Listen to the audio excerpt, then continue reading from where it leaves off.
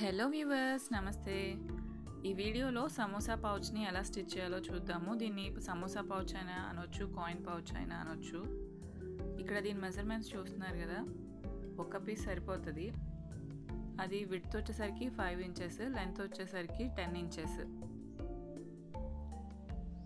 మనం పొడవు ఎంతైతే తీసుకున్నామో దానిలో సగం వెడల్పు తీసుకుంటాం అన్నమాట. సైజ్ పెరిగినా తగ్గినా సేమ్ అదే.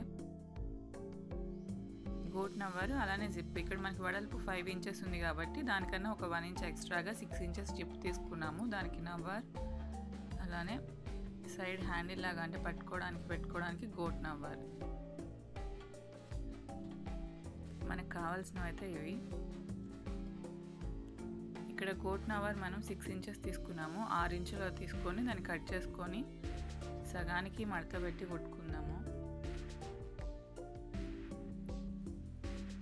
ఇలాంటి మరిన్ని వీడియోస్ కోసం సబ్స్క్రైబ్ చేసుకోండి మన ఛానల్ని. మీరు ఫస్ట్ టైం కనుక చూస్తున్నట్లయితే మా ఈ వీడియో కనుక మీకు నచ్చినట్లయితే లైక్ చేయండి, కామెంట్ చేయండి. అండ్ అదేవిధంగా ఎవరికైనా యూజ్ అవుతుంది అనుకుంటే మీ ఫ్రెండ్స్ అండ్ ఫ్యామిలీ మెంబర్స్కి షేర్ చేయండి. అది హ్యాండిల్ కోసం నవ్వారే కుట్టుకున్నాం కదా, దాన్ని పక్కన పెట్టేసి ఇప్పుడు జిప్ని అది పై వైపున కాకుండా ఫ్యాబ్రిక్ మెయిన్ వైపు రివర్స్లో జిప్ పెట్టి కుట్టుకొని దాని తర్వాత ఇక్కడ చూస్తున్నారు కదా దాన్ని రివర్స్ చేసుకొని ఇంకో కుట్టేసుకోండి పైన.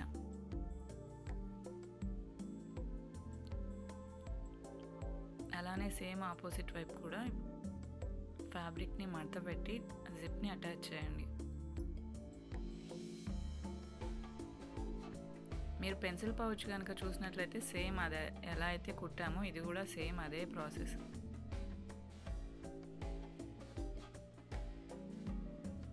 ఇలా రెండు వైపులా జిప్ జాయిన్ చేసుకున్న తర్వాత ఇప్పుడు రన్నర్ ఎక్కించుకుందాం.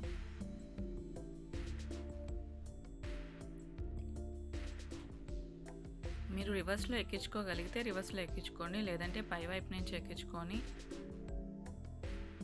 ఆ క్లాత్ని వెనక్కి తిప్పండి.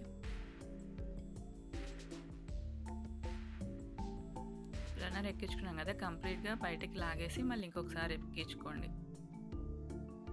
ఇది ఎందుకంటే మనం కుట్టేసేటప్పుడు ఆ జిప్ దగ్గర ఓపెన్ అవ్వకుండా ఉండడానికి రన్నర్ని కంప్లీట్గా క్లోజ్ చేసేసి మళ్ళీ ఇంకొకసారి ఎక్కించుకోండి.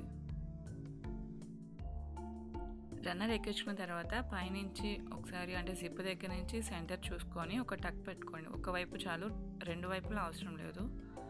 ఒకవైపు టక్ పెట్టుకొని ఆ టక్ పెట్టుకున్న దగ్గర హ్యాండిల్ని చూయించినట్లుగా మడత పెట్టుకొని అక్కడ ఒక కుట్టేసుకోండి. ముందు అది కదలకుండా ఒక కుట్టేసుకోండి. తర్వాత దాన్ని పైనుంచి అంటే జిప్ కరెక్ట్గా ఆ సెంటర్కి వచ్చేలాగా చూసుకొని బార్కి దాని మీద కుట్టండి.